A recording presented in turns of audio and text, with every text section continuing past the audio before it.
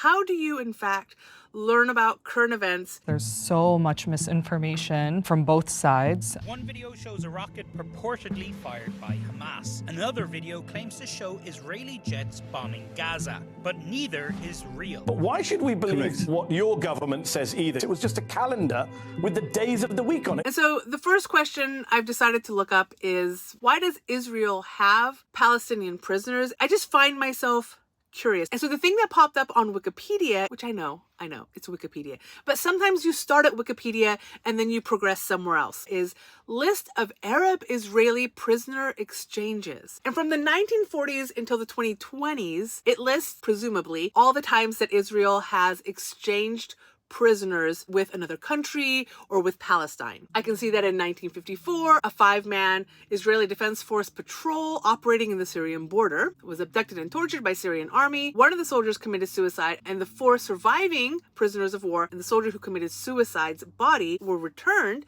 in exchange for 40 Syrian soldiers captured during various Israeli military operations. Got it. 56, Suez Crisis. Israel exchanged 5,500 Egyptian prisoners that was captured during the campaign and 77 others who were captured during military operations before the war in exchange for 1 Israeli pilot taken prisoner during the war and 3 soldiers taken captive in previous attacks. As I'm looking through these numbers, sometimes the numbers are fairly equal, right? 1962, Syria exchanged the body of an Israeli soldier for a Syrian soldier in Israeli captivity, 1-for-1 exchange. In 1963, 11 Israeli soldiers and civilians were traded for 18 Syrian prisoners. In the Six-Day War, which we talked a little bit about in the last video, Israel took 4,338 Egyptian soldiers, 899 civilians, 553 Jordanian soldiers, and 366, I'm assuming Jordanian civilians, and 367 Syrian soldiers and 205 Syrian civilians captive, while 15 Israeli soldiers and the bodies of 2 more fell into Arab captivity. It doesn't say which country. All of them were released following the war. More recent history in the 70s and 80s, the numbers are much more what I would say are reasonable. 1973 Yom Kippur War, Egypt and Syria took 293 Israeli prisoners. Up until this point, I think this might be the largest number of Israeli prisoners being taken. Israel captured 8,372 Egyptians, 392 Syrians, 13 Iraqis, and 6 Moroccans. All of these prisoners were exchanged maybe about a month later, and they also swapped prisoners from the war of attrition. I don't think I saw the numbers for war of attrition, but either way, I am seeing a lot of bodies being returned as well, which I do appreciate the reverence for bodies, even if the person has passed. And it seems like on all parts, there is some, at least in these years, there seems to be some reverence for bodies being returned. So anyway, we're seeing a lot of numbers, but it does imply that at least for the large numbers of prisoners Israel has taken, they seem to be returning, most of them shortly after. I could be reading it wrong. So we just have a large number of prisoners that Israel is apparently capable of taking. I don't know if I'm impressed or aghast. My mind is blown at the idea of 5,000 prisoners, 7,000 prisoners. These numbers just seem astronomical to me. All right, I found a video. Let me see if I can find it again. Vox, who is definitely left-leaning, has made a video entitled "Why Israel Has So Many Palestinian Prisoners." Now, as I click on this video, the first thing that happens is it tells me this video may be inappropriate for some users. So I might not show you this entire video. On November 22nd, Israel and Hamas agreed to a temporary ceasefire. This was more than 6 weeks after Hamas militants killed over 1,000 Israelis and took roughly 240 hostages. And after Israel's relentless bombing and ground invasion of Gaza killed over 14,000 Palestinians. Under the deal, Hamas would eventually release 105 hostages, mainly women, children, and foreign nationals. In turn, Israel would release 240 Palestinian prisoners, mainly women, children, and young adults. the vast majority of whom Israel had detained without formally charging. I've definitely heard this concept that Palestinians don't go through any kind of trial, but I've also heard the other side suggesting that's not real, that's not a thing. So I am hoping that Vox will give me more meat to chew on, aside from like pointing fingers. This exchange was a new chapter in a long history. Over decades, Israel has released tens of thousands of prisoners in exchange for hostages. The first captive Israeli soldier. Oh, hold on. These numbers are going so fast. November 2020. Okay, so this is the most recent one, the current situation, right? 240 Palestinians for 105 Israelis. October 2011, 1,027 Palestinians for 1 Israeli. Let me double check. Hold on. Wikipedia does mention 2011. 1,027 Palestinians exchanged for 1 IDF tank gunner. Again with these numbers, right? And then we've got 436 Palestinians versus 1 Israeli. This is in January 2004. 1,150 Palestinians, 3 Israelis, 1985. That one I'm not seeing on Wikipedia. Doesn't mean it didn't happen because, again, Wikipedia. But nevertheless, these are really big numbers that are exchanged, yes? Really big numbers. There are more than 7,000 Palestinians in Israeli prisons. Around 8% of those prisoners are serving life sentences for serious crimes, including killing Israeli civilians and soldiers.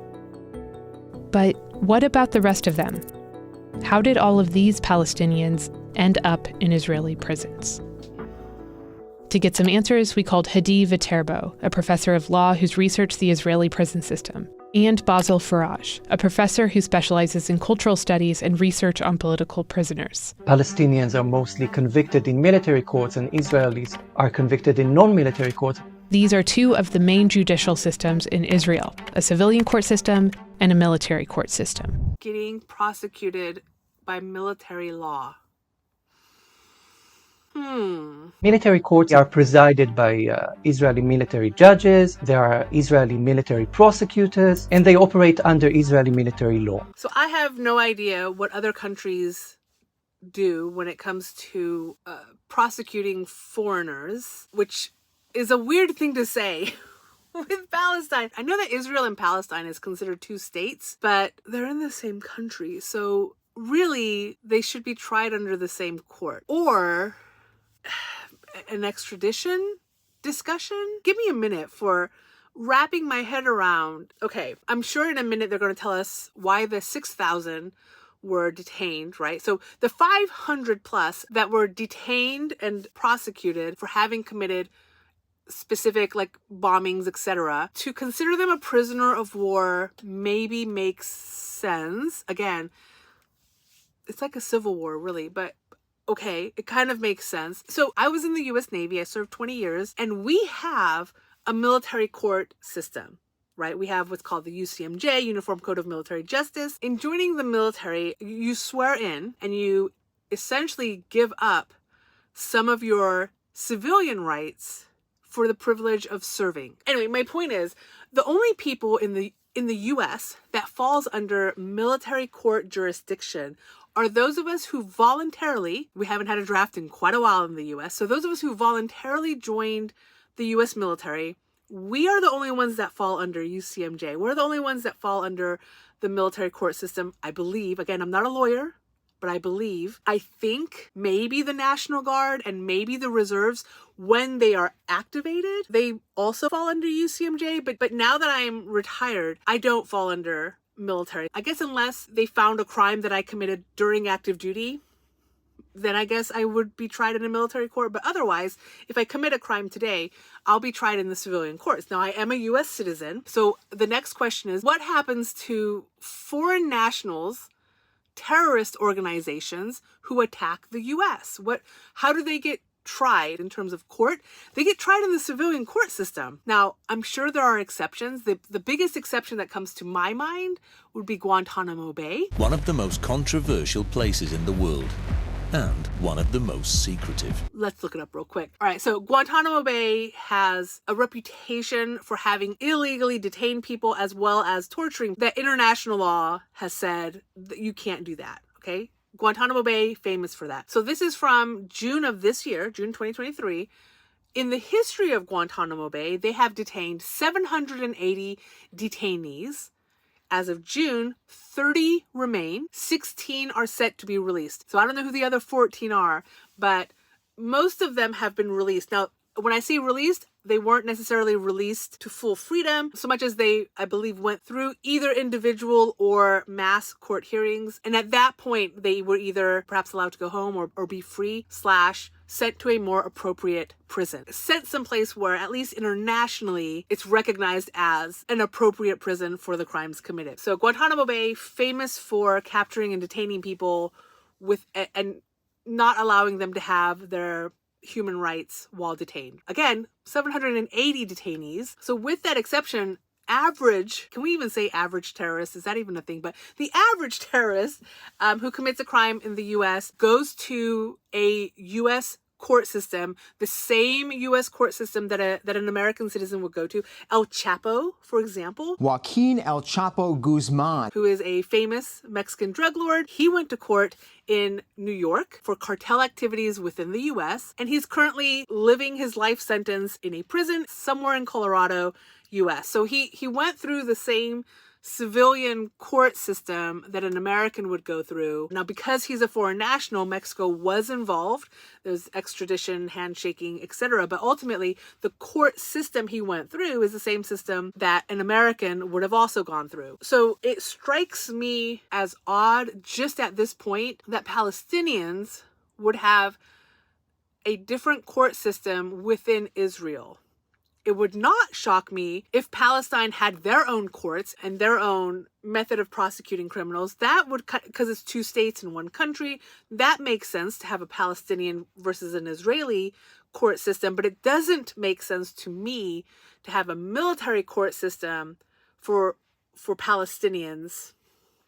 It should be the same court system. The scope of each of these different court systems is determined not even by the territory and not by the nature of the charge, but rather by who is being prosecuted. This court system mostly stems from military orders that go back to the beginning of the Israeli occupation of Palestinian territories in 1967. Israeli military and civilians have feared violent resistance from Palestinians. So these military orders list rules for public order and security.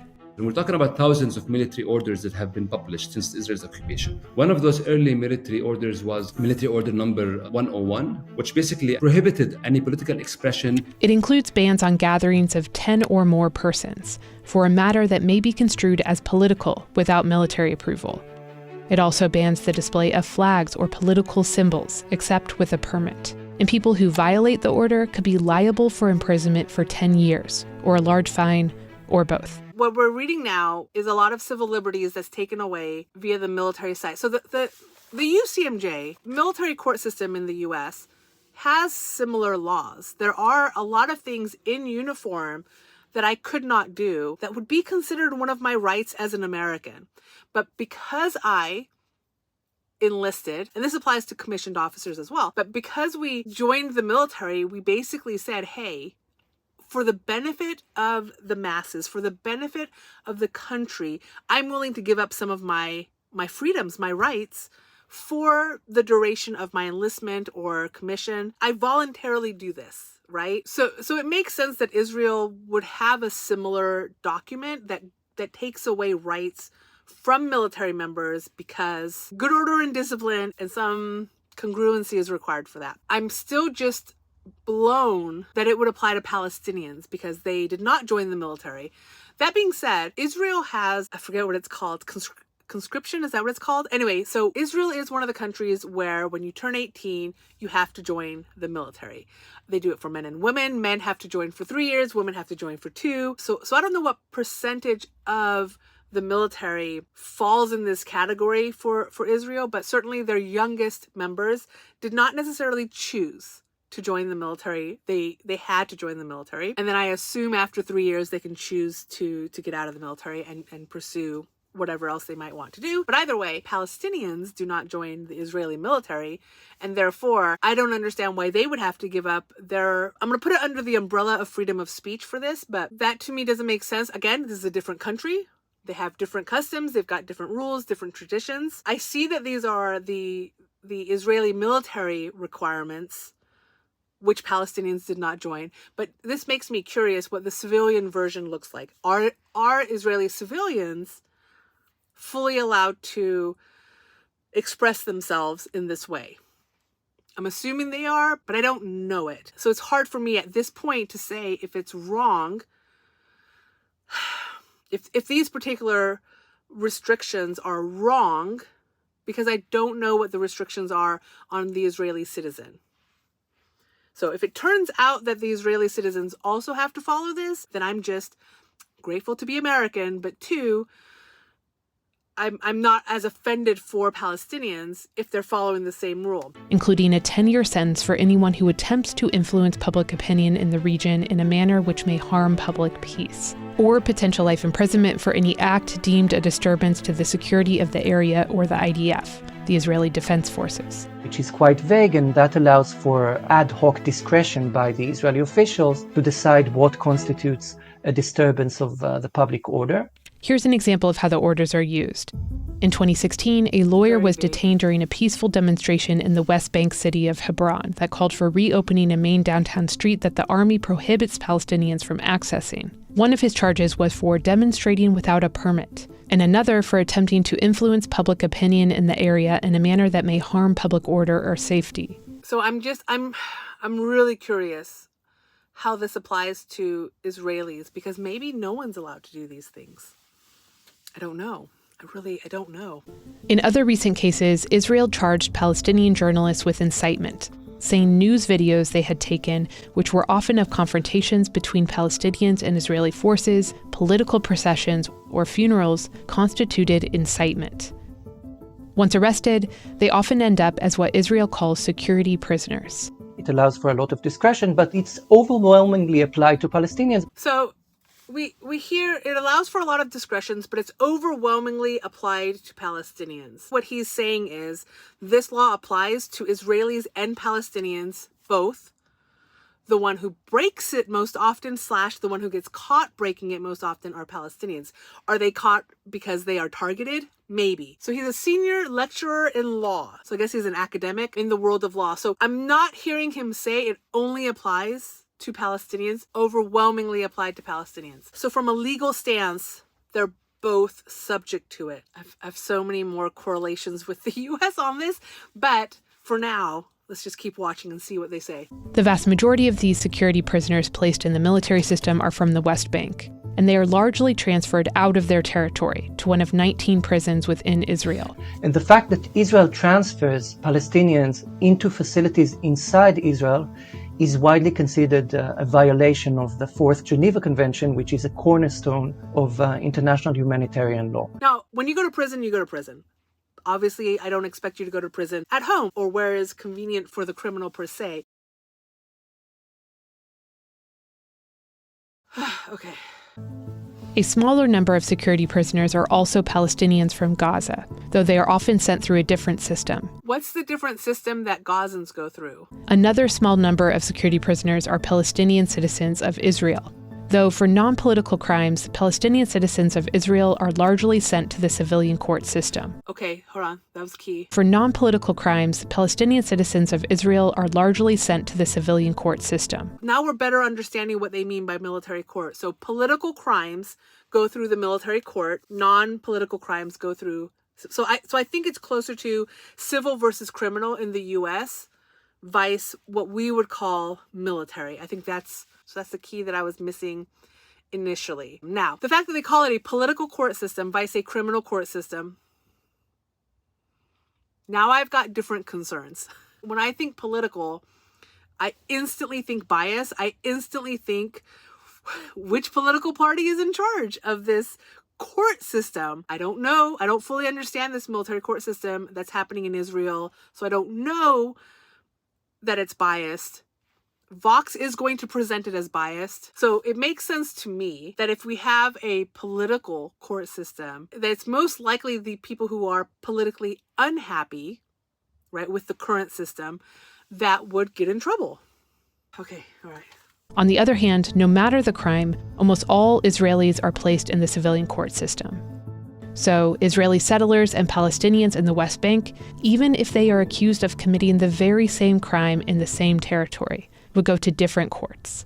Israelis to civilian court, and Palestinians to military court, where, from the moment they are arrested, through their detention, they are governed by a starkly different set of laws. Again, this is biased. It might not be true, but this is also a big deal. So for the same crime, the same judge should be looking at both, or the same system of judges should be looking at both. All right, so let's continue. I think it's important to emphasize that due process is not at all present in Israeli military courts.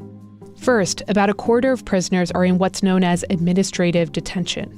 Administrative detention is essentially when a person is being taken to custody, incarcerated, without any charge or trial. That is presented by Israel as a preventive measure. In April of 2023, Israel was holding over 1,000 administrative detainees without charge. That number is up to 2,000 since October 7th. They are held on secret materials, meaning Israel says they have evidence, but Palestinian prisoners have no way of accessing the materials or knowing what they've been accused of. Again, this is an American perspective, but one of my rights as an American is definitely to know why I've been arrested, why I'm being detained. There are circumstances where I might be detained for up to a certain period. We're talking hours/days, where I might not know why I'm being detained, but it won't be for a significant period of time, or it shouldn't be for a significant period of time in the US. That being said, I have never been detained, and so I don't have a personal connection to this. I just know it's one of my rights to know why I've been detained, if I'm ever detained. And every 6 months, the courts can rule to extend their detention indefinitely. Israel says it only uses administrative detention when evidence of acts that endanger security cannot be presented for reasons of confidentiality and protection of intelligence resources. So they can be held for 6 months, like the initial term, and then every 6 months they get revisited. I'm seeing some pretty big problems with this as a system. Not even a Palestine concept, but just political court system. So much potential for gray area in terms of interpreting the law, but two, secret. I think you always have a right to know why you're being arrested. If the secrets are not worthy of being presented in front of a judge with you and your lawyer there to defend you, then you can hold on to your secrets, but you can't hold on to the person. Do you know what I'm saying? Okay. It has been used systematically to criminalize Palestinian action, to criminalize Palestinian organizations, to criminalize Palestinian human rights work as well, and also to instill the sense of fear that anyone who dares to speak against the occupation could be punished without having due process. Tons of questions, none of them being answered at this point. Then there are the 3/4 of prisoners accused or charged with a crime.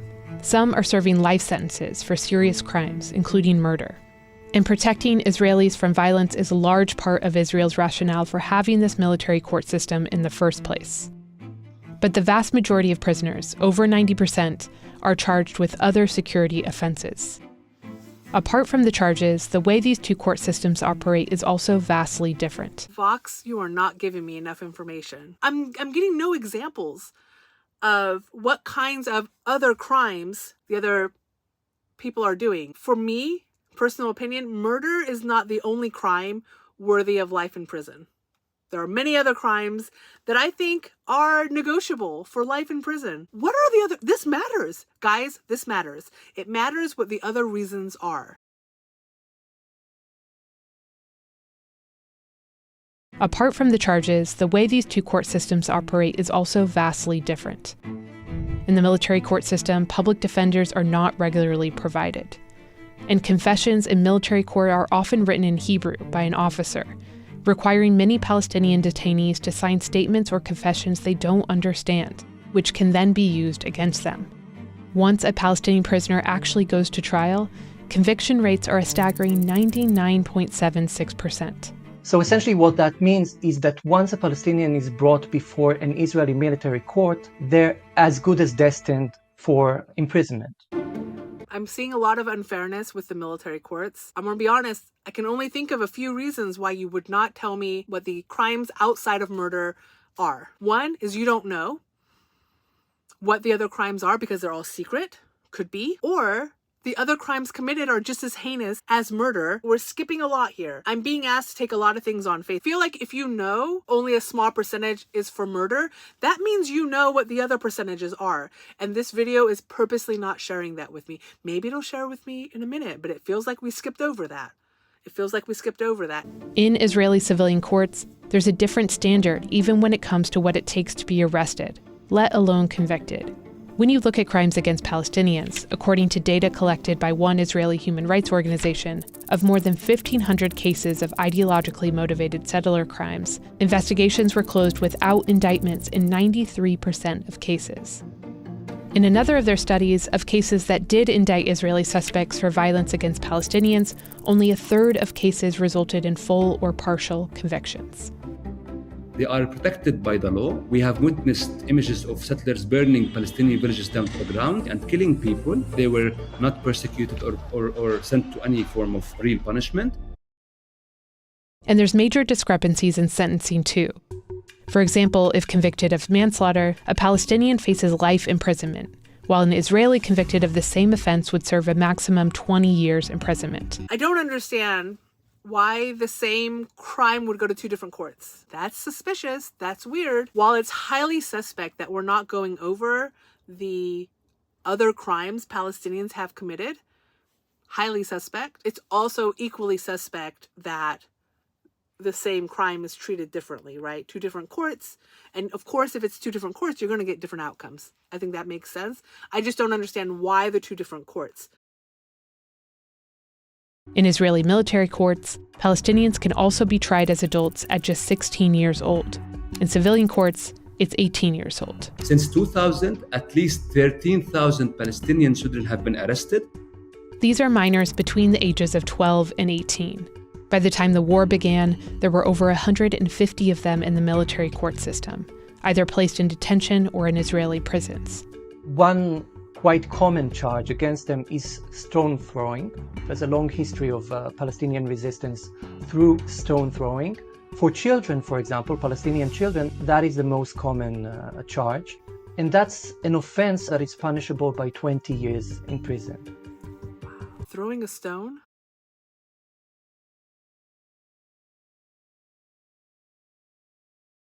Conditions within prisons are another issue.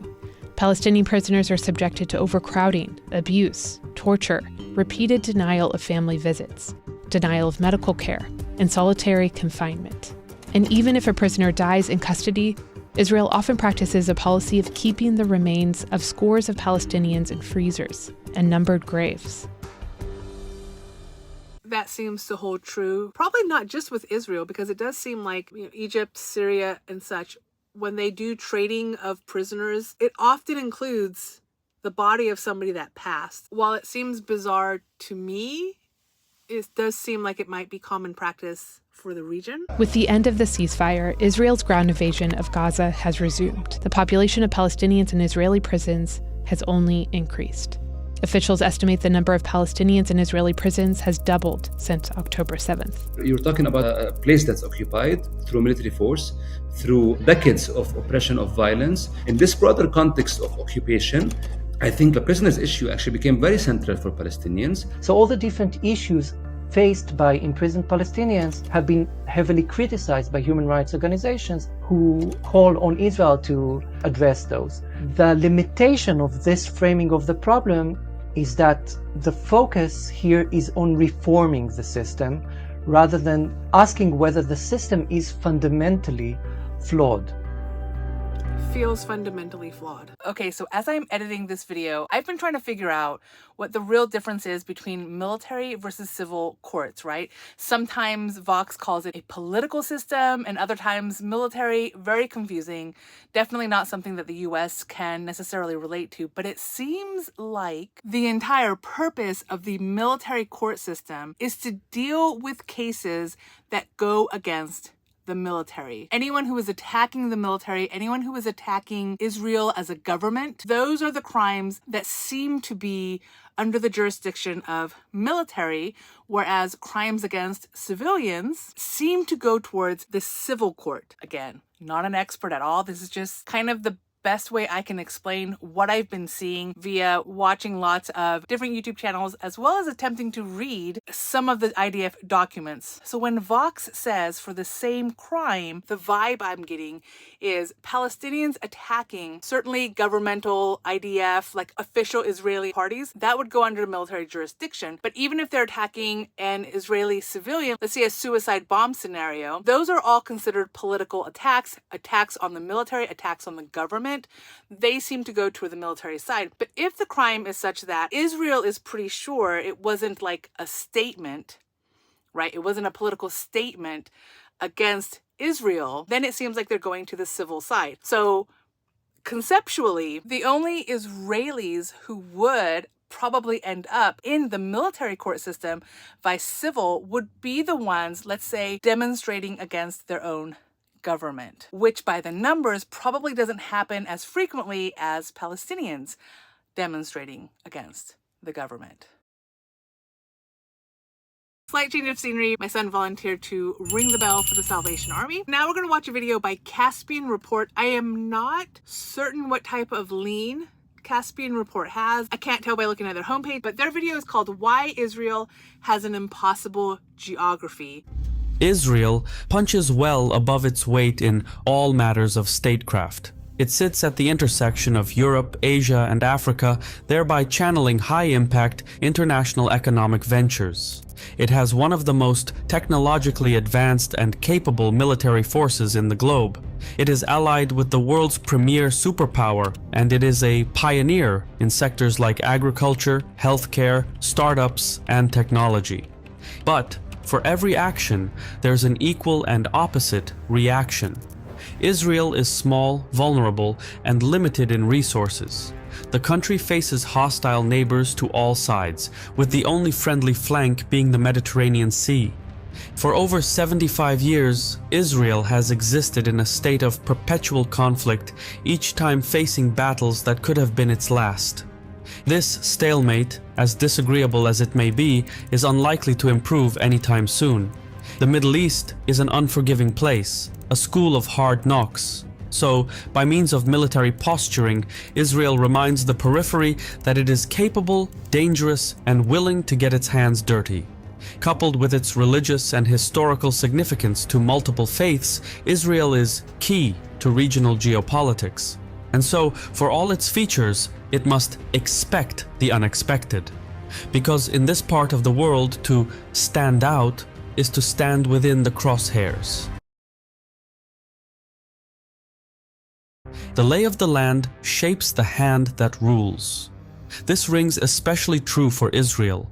3 distinctive regions make up its geography. The first and most important is the coastal plain. Its length runs along the Mediterranean coast from the city of Haifa by the slopes of Mount Carmel to the outskirts of the Gaza Strip. Meanwhile, the depth of the coastal plain extends up to the Judean mountains by the city of Jerusalem, which overlaps roughly with the boundaries of the West Bank. Tel Aviv's metropolitan area, known as Gush Dan, is the epicenter of Israel's political, financial, industrial, and cultural life. More than 4 million Israelis, or 40% of the country's total population, live in the greater metropolitan area. By and large, however, the core of Israel rests in the coastal plain.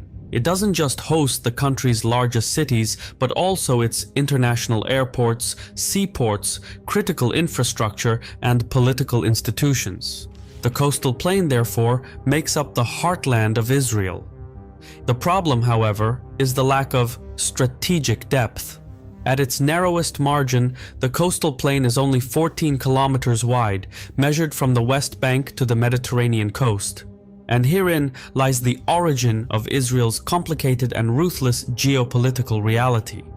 If the West Bank were outside of Israel's control, a concentrated push by a determined military force could split the Israeli heartland in two.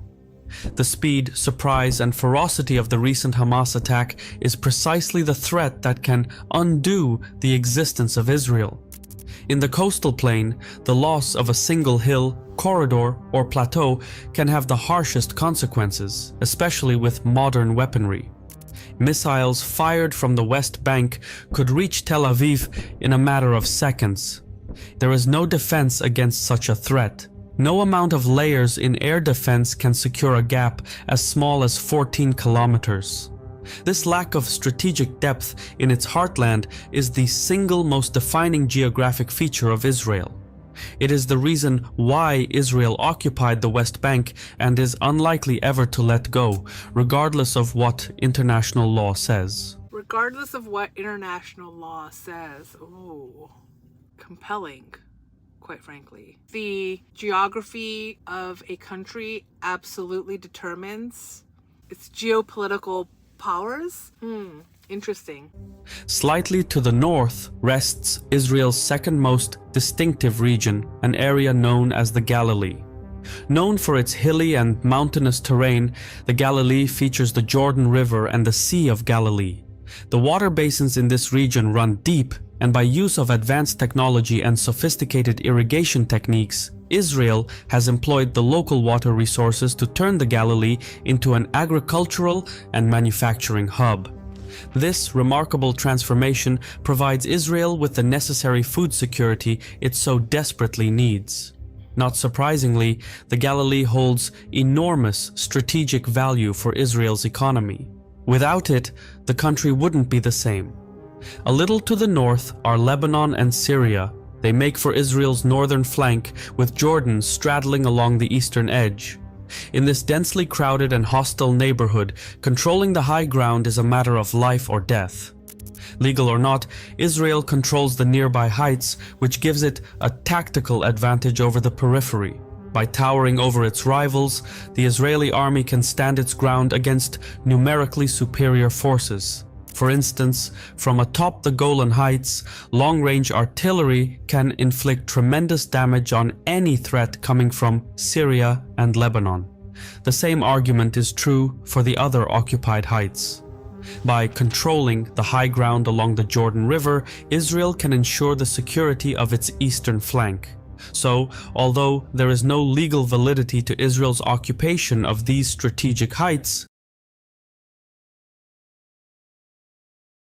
without them, the state of Israel would be just one breath away from total destruction.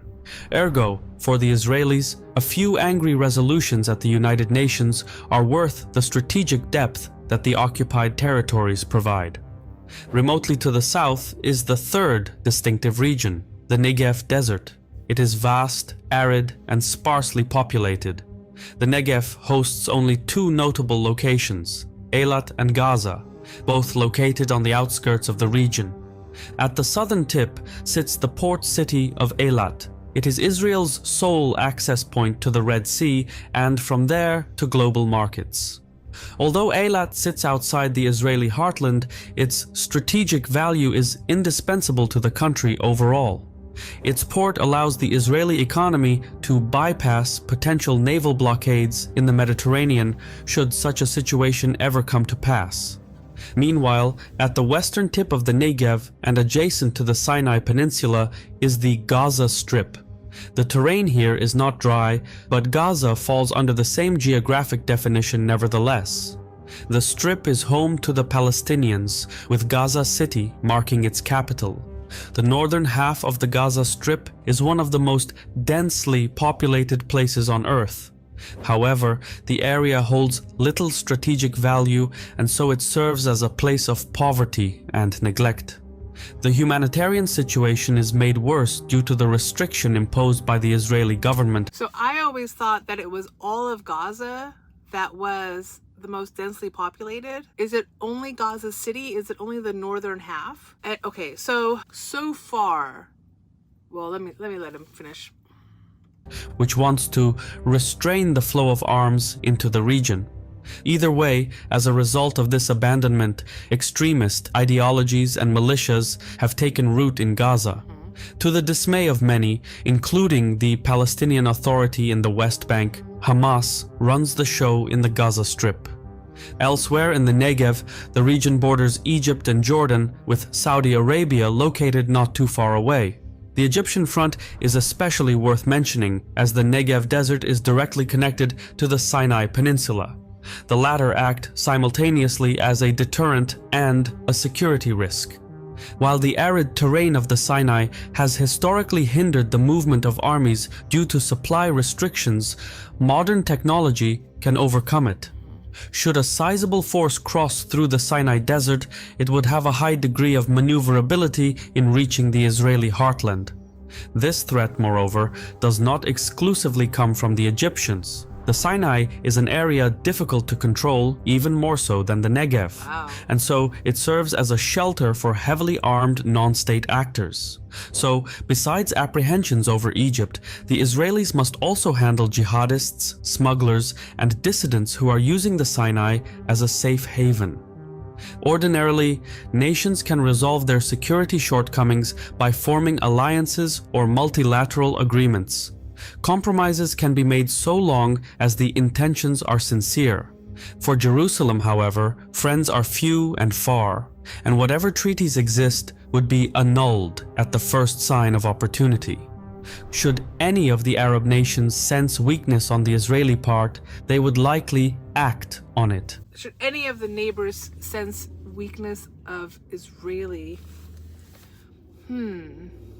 I will say something that I thought was unique. So in 1948, with the Arab-Israeli War, all the nearby countries basically immediately went to war with Israel. Israel ultimately won. Since then, it does feel like Israel has come to some kind of an agreement with the nearby countries, because even right now, I would think right now, with the heavy attack of Gaza going on, you would think that the nearby countries who are naturally sympathetic towards Palestine would intervene, and they seem to not be. I do hear countries condemning Israel for their actions. Even the US continues to call for a ceasefire, but none of the countries, to include the US, has threatened Israel in any real sense. So, for example, at least from the US, we give a lot of support routinely to Israel. While we can't control Israel, we could certainly say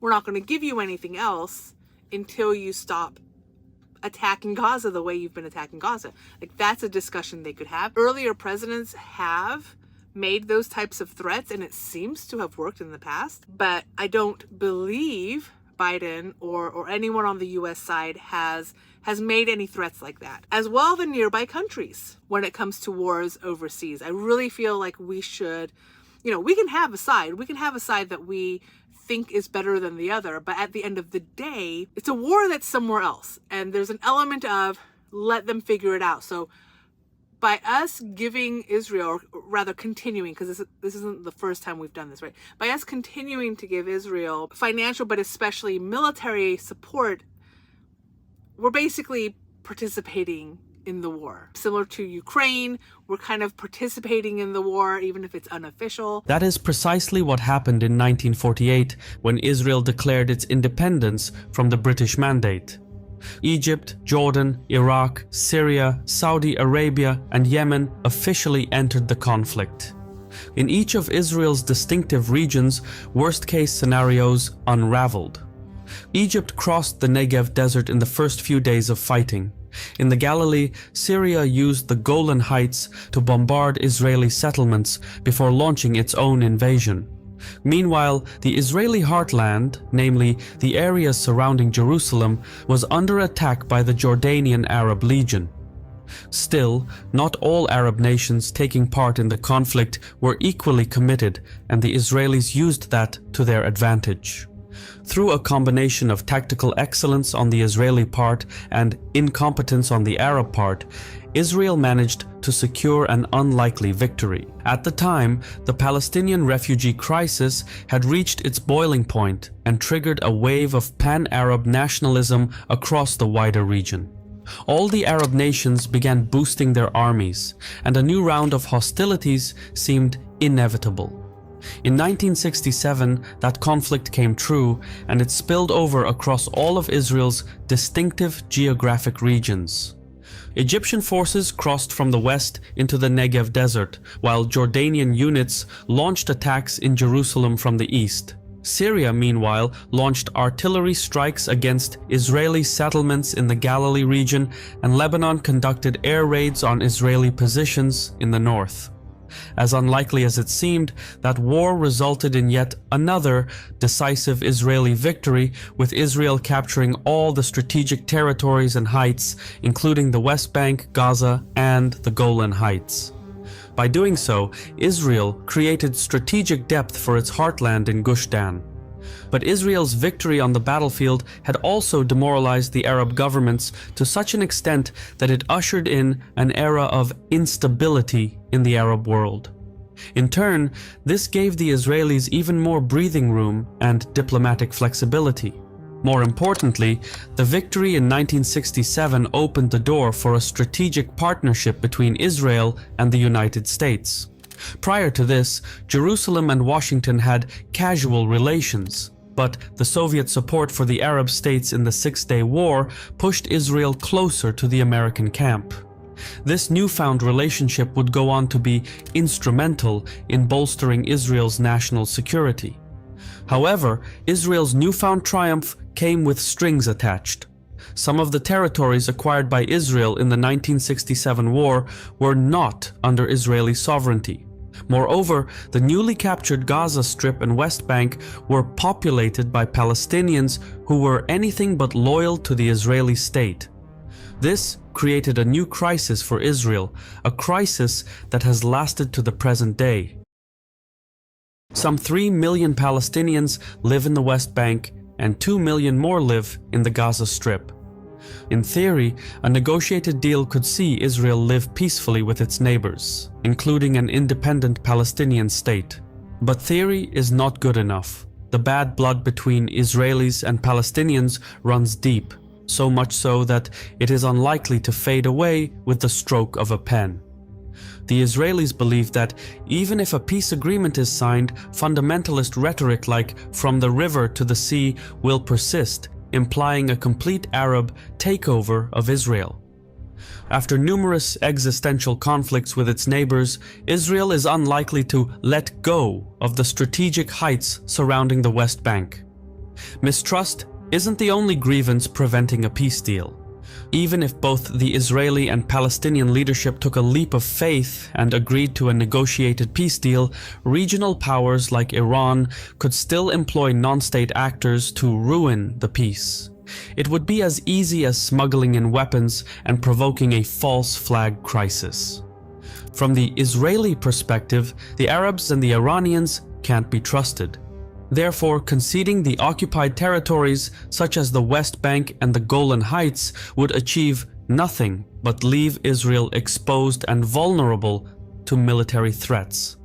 Ergo, to ensure its survival, Israel places trust in weapons and geography rather than treaties and promises. Stemming from this, Israel is willing to violate international law and pursue a preemptive policy so long as it achieves whatever strategic objective it deems necessary. The occupation of the West Bank and the resulting subjugation of Palestinians is the outcome of that unfortunate geopolitical duality.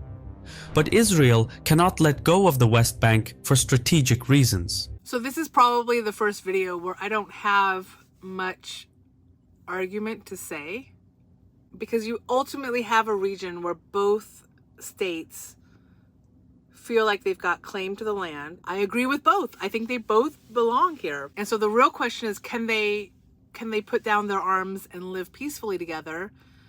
I've heard this many times where Israel doesn't trust Palestinians and therefore they can't put down their weapons. But likewise, right?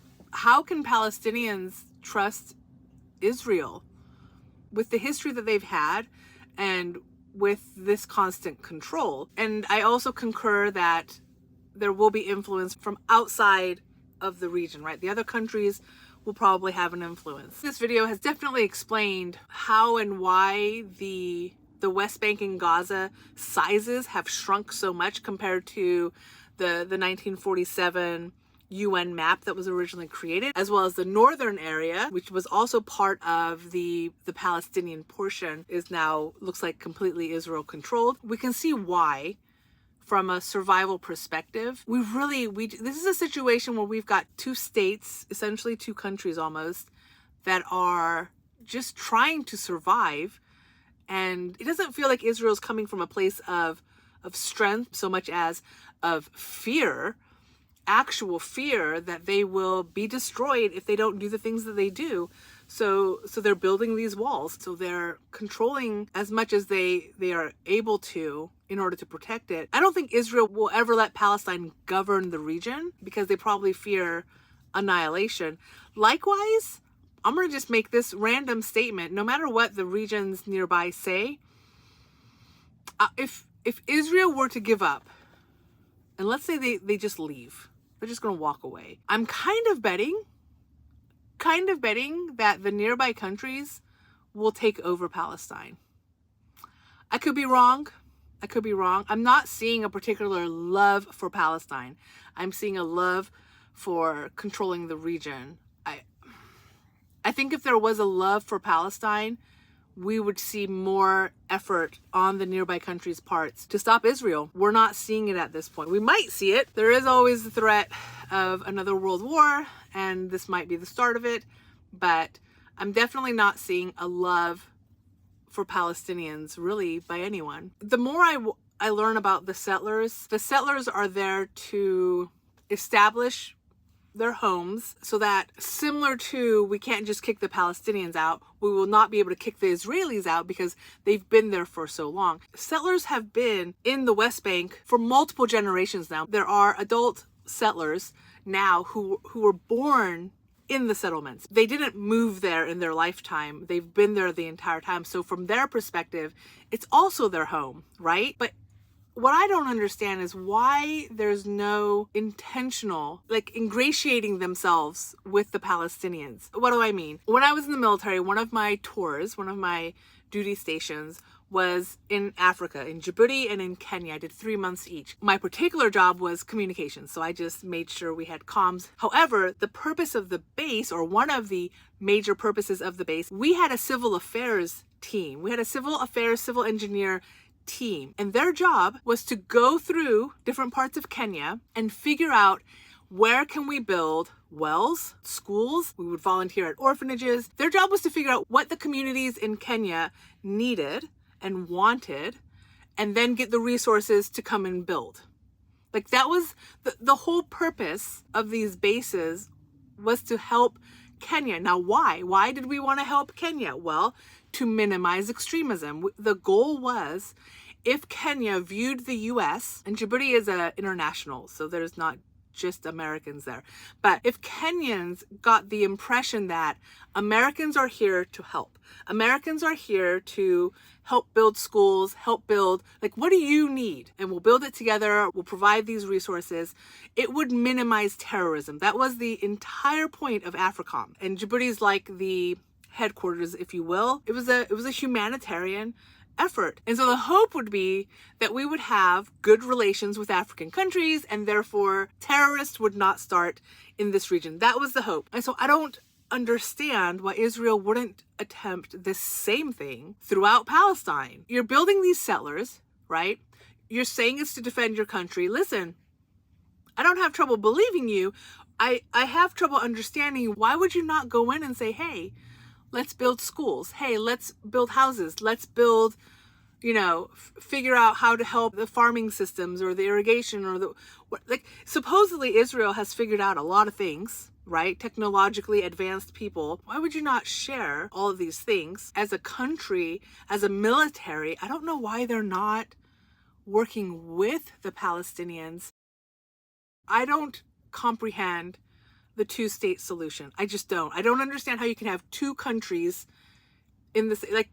You can either separate and become two countries, or you can merge and become one country. I can see that Israel is terrified of the idea of having another country with it, this close to their land, because at this point, so the other option, if you're not going to separate, if you're not going to allow a two-state solution, the next step is to become really great friends with Palestinians. Will this be hard? Of course. Will this happen tomorrow? No. But we can affect generations through kindness. They've had decades to work on relations with Palestine. I find it mind-boggling. I really do. That with such danger within your own country, you wouldn't figure out a way to work together. I think that's what boggles my mind the most. They've got all these settlers there. Doing what?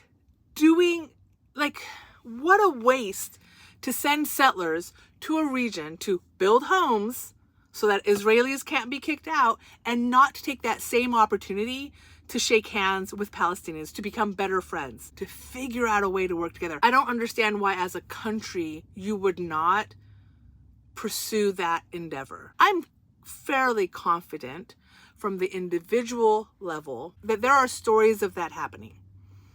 I'm confident. We're talking millions of people. We have a certain percentage of people who don't hate each other, who probably just want to live a normal life.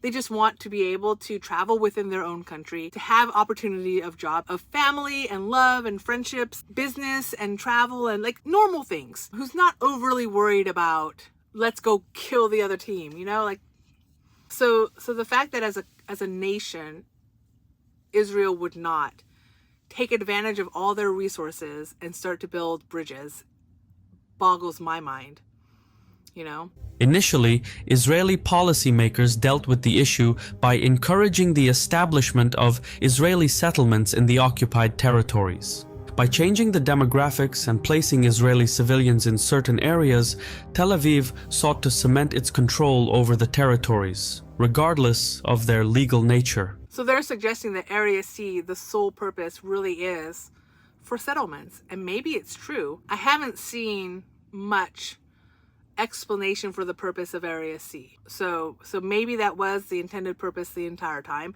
But again, why would you not make friends? I don't want to make it sound like all they need is a potluck.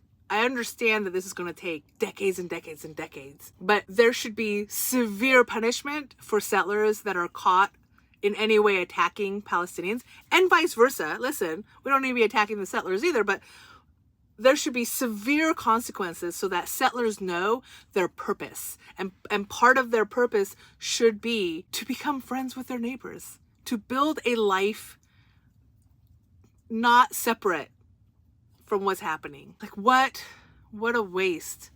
And let me know, guys, maybe they've tried it and they failed.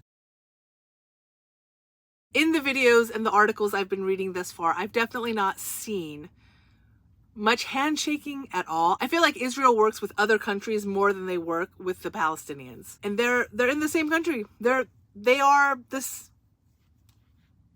Under this approach, Israel designated certain regions of the West Bank for Jewish settlement, which is how Area C came into being.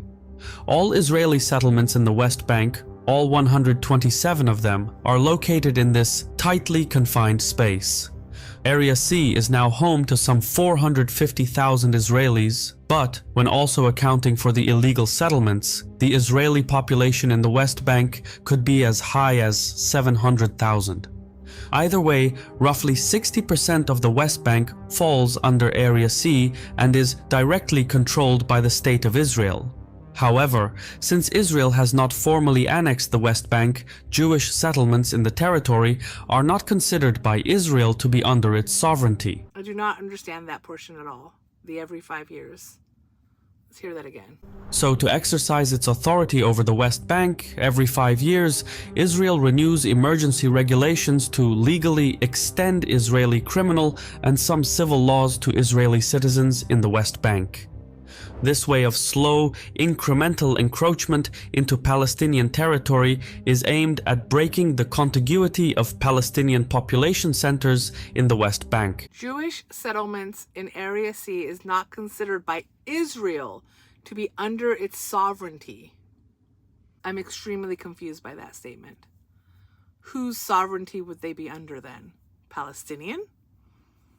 Palestinians, I don't believe, are the ones inviting them in. Therefore, it almost sounds like they're suggesting the activities of settlers are not punishable by Israel. because they're not supposed to be there? Is that what Caspian is suggesting? Very confused. Also, if the Israeli government has the right to detain Palestinians in the West Bank for various crimes, they can surely detain Israelis for the same. I'm very confused about this entire conversation. And by systematically disrupting Palestinian contiguity, a viable Palestinian state becomes less and less viable. On the other hand, Israel's settler program fuels violence and impedes Palestinian access to their land and resources. Moreover, it harms the negotiation process for securing a two-state solution to the Israeli-Palestinian conflict. So much so that in recent years, Israeli lawmakers have prioritized the one-state solution instead. And again, I don't think a two-state solution is viable, personally. But settler violence, whatever violence is happening from the settlers, is definitely going to hurt the situation. Listen, it takes a lot of energy to hold somebody down indefinitely. A slip-up will occur, so it's much better to maintain friendships, relationships, man. However, Palestinian birth rates are much higher than the Israeli stats. This is how the population pyramid looks like as of 2023, and this is how it looks like for countries of similar income. Israelis cannot compete with these numbers. So, even when employing the one-state solution, Israel will face a rapidly growing Palestinian population within that calculus. The future of the West Bank is uncertain. The Israelis believe they'll cross that bridge when they come to it. So this is something that worries people, and I guess maybe because I'm a traveler and also because I'm mixed, my parents come from two different countries, I don't understand why people don't understand the inevitability of mixing. You know what I'm saying? I'm not saying that a Jewish person has to marry a Palestinian. I'm not saying that. But listen, you are neighbors, you are friends. One thing we do know, no fix will meet the terms set by both sides. Overall, Israel is like a fortress under siege. It enjoys a strategic relationship with the United States, which empowers its diplomatic, economic, and military elbow. At the same time, grave dangers lurk in Syria, Lebanon, and the non-state actors that reside there. The only way to hold the fort is by towering over the competition. Israel needs to control the nearby strategic heights if it is to exist. Deoccupation is possible, but only in areas of lower elevation. Going back to the exact 1967 borders is practically impossible.